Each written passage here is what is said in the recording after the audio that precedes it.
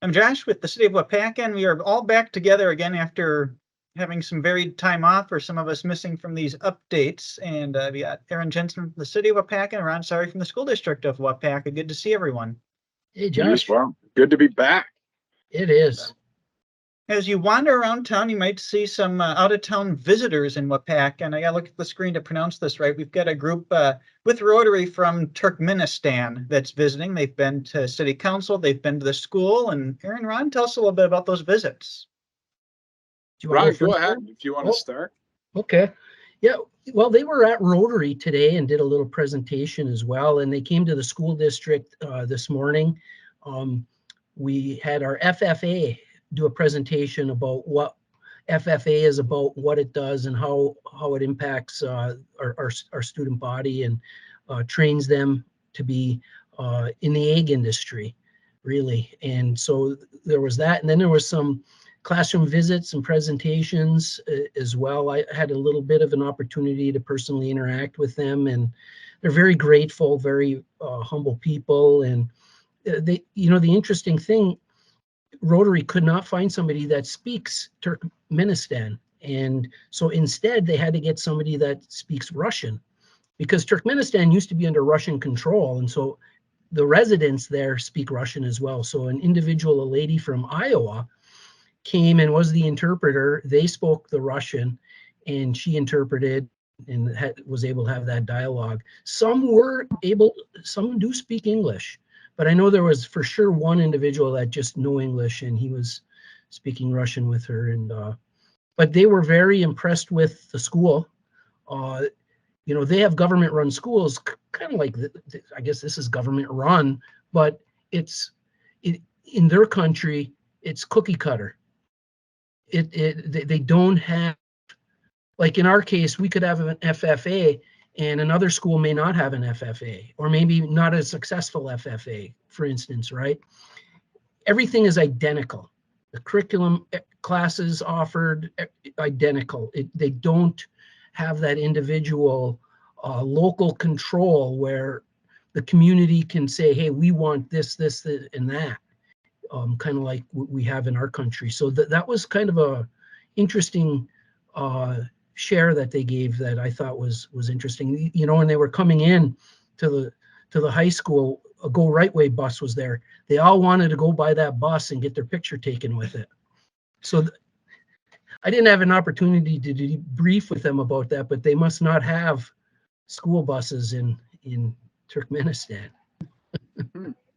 Interesting. Yeah, it was just to follow up.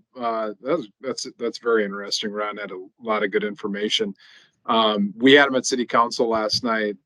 It's just really cool when we get anyone from a different culture. They're always seem so grateful to kind of have the opportunity to see what is happening over here in a Western civilization, and specifically Waupaca, which is really cool. They had gifts for the mayor, and the mayor reciprocated, and we got to learn a little bit about where it was. So I just want to talk about that, because who knows where Turkmenistan is? Probably not many people in the room before that. So it is in the Middle East. Actually, some of the countries that border it: Iran to the south, Afghanistan to the southeast, Uzbekistan, and then the Caspian Sea actually to the east borders some of it. So that's just kind of gives you an idea of where they came from, and it was a neat, unique event. Very cool. So they're in town for a while, so you may see them around town as well, and that's what it's all about. The other thing you'll notice around town, the trees have turned colors, leaves are falling, and that means it's time for fall leaf pickup. I was going to tell you, Josh, you've been posting some awesome pictures on our city Facebook, by the way. They're beautiful. Reminds us of how great of a spot we live in. But yes, fall leaf pickup. I'm going to tell you something that I learned this week that I didn't know. I was raking my yard, and then as I was basically done, I looked at the fall leaf schedule and I said, oh man, my fall leaf pickup isn't until like 4 weeks from now. And I wasn't quite sure what to do with my leaves. But then I talked to our street superintendent early this week, and he's like, he's put them by the curb, because when they get done with awards on the schedule, they still go around the city anyone that has it by the curb, they'll pick up. So if you did what I did, get it out by the curb, don't leave it in piles and let it blow all over the yard again. So you redo it. But see, there is a schedule for when they come and really focus on your wards online. You have that posted, and then there's also a map online of the ward that you're in if you don't know what that is. So it's a great service to the And if city. you're thinking the leaves aren't off my tree yet, they come around through late November collecting, so they'll get around the city a couple. Something the community's been hearing a bit about is the revaluation process the city's going through. We've shared some information on these interviews along with other communication methods the city has, and that process is coming to a close. And the next two steps are the open book and board of review. So Aaron, tell us what those are and when they are. Yeah. So revaluation, everyone should have probably got their notices in the mail if you're a city taxpayer or property owner. Open book, that is where you can come ask questions of the assessor if you don't feel like the assessment is accurate. Come on Tuesday, October 24th, which is next Tuesday, in the city council chambers, and it's two different sessions, one from 10 a.m. to 1 p.m. and the other one from 2 p.m. to 6 p.m. And then if it's not resolved at that point, then you can go to the board of review, which is scheduled for November 7th, in which you can present a case to prove that the assessment is inaccurate. And the burden is on the taxpayer or the property owner to prove why that is. Maybe there's certain conditions in the house or the property that was not caught on the assessment that actually have it in a different state. So those two are coming up. And if you have any questions beforehand, feel free to call City Hall at any time. I've got two follow-up questions on this. I asked you before the interview, do you have to go to open book, which occurs first, to go to the board of review, and what's the answer to that? Yeah, thank you. Yes. If you plan on going to the board of review to kind of fight the assessment, you have to go to open book first. So be sure to show up on Tuesday, October 24th, if that's your plan. And then my other question, I've heard a lot of comments, people picking on the city for doing the revaluation process right now when house values are at the highest they've ever been. And what's the real reason that this process happened this year? So we have not done a revaluation since 2007, I believe it was. So 15 years plus. Typically, a lot of communities have a policy where they do it every 3 years.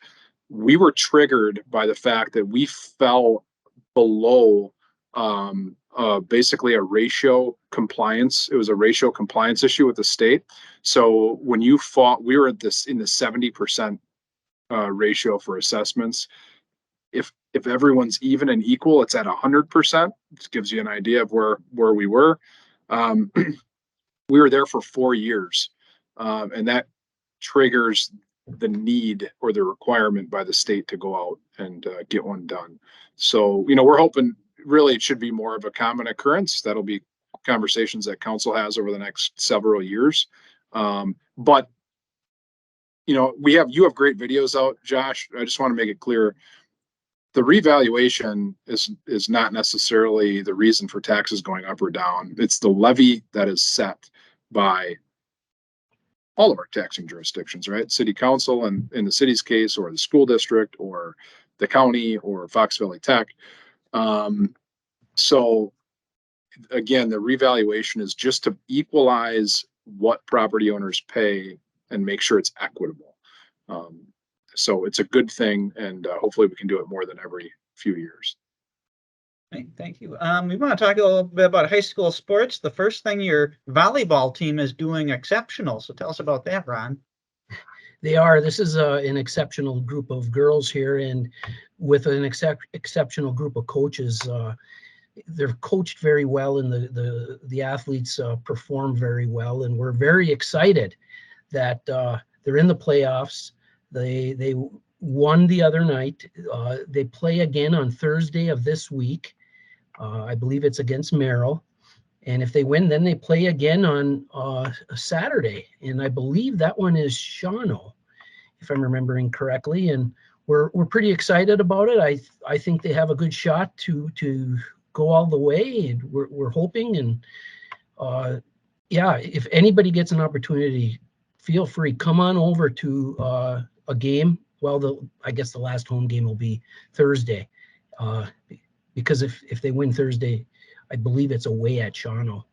But the kids are having a great time. The spirit is positive in the school. Whenever we have successful teams, everybody's more upbeat, and it's fun to watch. So yeah, come on over 7 o'clock Thursday.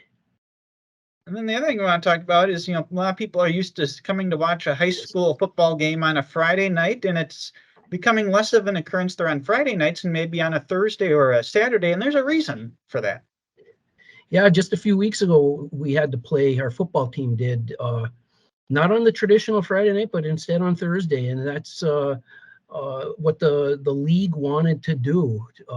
And the answer for why, it's because we have a shortage of officials. And Rob Shearer, our AD, our activities director, informed me that at the beginning of this football season, the WIA told all of the schools, the athletic directors, that we in our state have 1,000 less football officials this year than we did last year.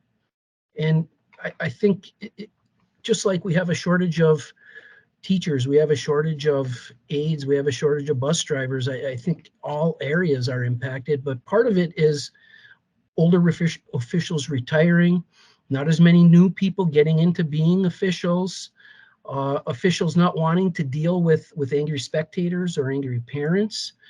That's taking place across the whole country. It isn't, I'm not into a Waupaca thing, it's just across the board. So what this means is we may unfortunately be seeing more Thursday or Saturday games to relieve the pressure of finding the lack of officials available for a Friday night game. But it's our hope that we create a good experience so that the officials, because they can pick and choose if they want to come to Waupaca or whatever school and to officiate, and we want to treat them as well as we can as a district. We try to take care of them and provide them with some food and beverage and transportation type of things. Like if you'll notice at a football game, the gator that pulls the cart that gives rides from the parking lot, at the end of the game, the gator will drive our officials to the locker room, so to try to get them changed quicker to be able to get home a little bit faster than walking across, for instance. Just little things like that to take care of them, to try to have their experience here in Waupaca be a positive one so that they do want to come and officiate here. Very good. Then we'll jump back to close up our segment this week. Last year was the first year that Jim Miller's pumpkin display was relocated to City Square, and that's going to be another occurrence this year starting Friday night. Yeah, it's a really neat attraction. Just a reminder, prior to last year, Jim Miller always had it out on Golke Road in the township of Farmington. Last year he moved it to the city, and he's going to be bringing those pumpkins again this year, and it's hopefully going to be an annual occurrence for a long, long time. The thing we really like about it is, of course, he's a great artist, and there's thousands of people that just come see his work, and that is a great thing for our downtown and our city in general. But it also is a much safer scenario than he did it at his house, and it probably grew into something that he had no idea it would grow into with the amount of people that come, and just our facilities, our parking facilities, walking facilities, having it on the city front lawn, make it a much safer event for everyone. So if you have nothing going on and you want to get into some Halloween activities and festivities, definitely come downtown starting this weekend and check out Jim Miller's pumpkins. Perfect. Well, Ron, Aaron, appreciate the time to get the community up to date, and we will talk again next week. You're welcome, Josh. Thanks. Thanks.